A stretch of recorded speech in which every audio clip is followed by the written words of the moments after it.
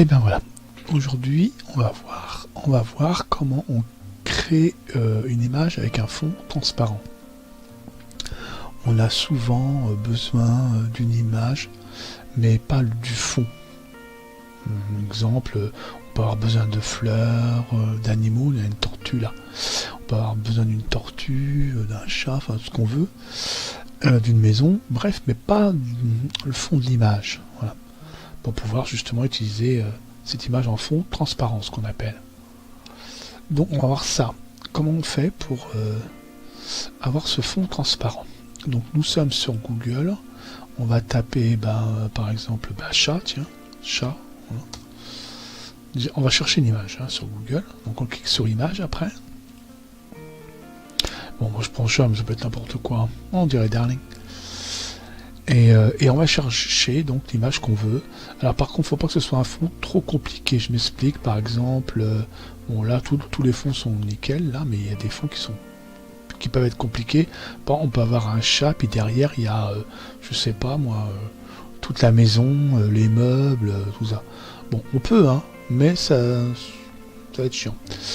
Là, un fond comme ça, c'est bien. Tiens, on va prendre celle-là pour moi. Est-ce qu'on peut la prendre? Parce que des fois on peut pas la prendre. Voilà, là c'est impeccable. Donc on va enregistrer cette image.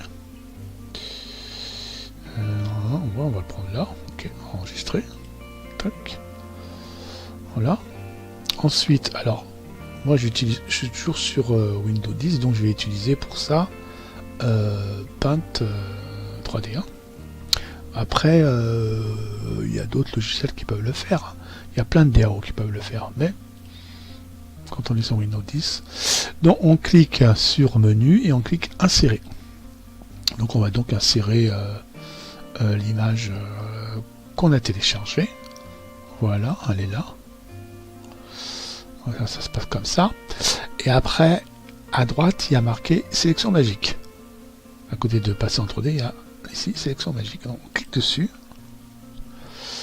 Et on va bouger le plus possible, pas trop, mais de manière que ça coupe. Parce que ça, en fait, ça va couper tout seul. Hein.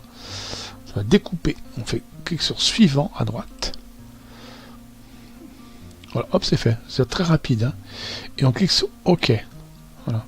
Là, ça sera moins rapide. Pourquoi? Parce qu'il va créer justement un GIF. Enfin, un GIF. Un fond transparent. Donc, c'est un peu plus long. Il est là. Voilà, on l'a là. Et il se passe plein de trucs derrière là. Donc, on va transformer ça déjà en sticker.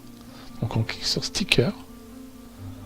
Une fois que c'est fait, voilà, on va appuyer sur la touche supprime pour enlever le chat. Et on va sélectionner toute l'image de fond pour la supprimer aussi, parce qu'on n'en a plus besoin. On va se retrouver donc sur une image blanche. On va aller sur zone de dessin en haut, qui est entre effet et remix 3D. Et on va activer le mode transparence. Toc. Vous avez la différence? J'active le mode transparence. Je reviens dans sticker pour sélectionner le chat. Voilà, je le pose donc à peu près au milieu de mon fond transparent. Voilà. Je retourne dans zone de dessin pour redimensionner ce que je vais vouloir enregistrer. Parce que je veux pas enregistrer plein de blanc pour rien, quoi. Enfin, de vide pour rien. Donc voilà, je cadre pas trop, hein, faut laisser un petit tour, hein, c'est mieux après.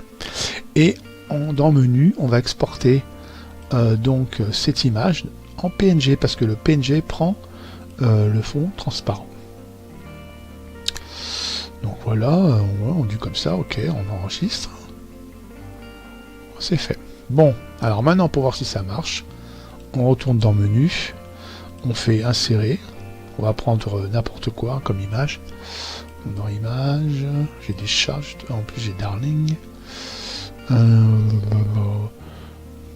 ce qu'on pourrait prendre. Enfin, en fait, on prend ce qu'on veut, mais après, faut pas prendre n'importe quoi comme image, parce que en fait, il y a une question de comment on appelle ça, comment on peut appeler ça? Bon, on va le voir ensemble. Il y a des trucs plus grands que d'autres. Alors là, moi je l'ai enregistré donc dans Temp, il me semble. Voilà, elle est là, ça c'est le fond transparent. tu vois, par exemple, mon image est vachement petite par rapport... alors, tu peux l'agrandir, mais attention, plus tu vas l'agrandir, plus tu peux perdre de qualité aussi au niveau du pixel. Hein. Donc c'est à toi de voir aussi au départ les grandeurs d'image que tu veux, que tu vas vouloir utiliser, voilà, pour faire ton incrustation. Donc c'est à toi de voir par exemple que telle image que tu vas prendre, elle sera trop petite, trop grande. Hein. Voilà. Bon là on y arrive, hein, plus ou moins. Hein. Voilà.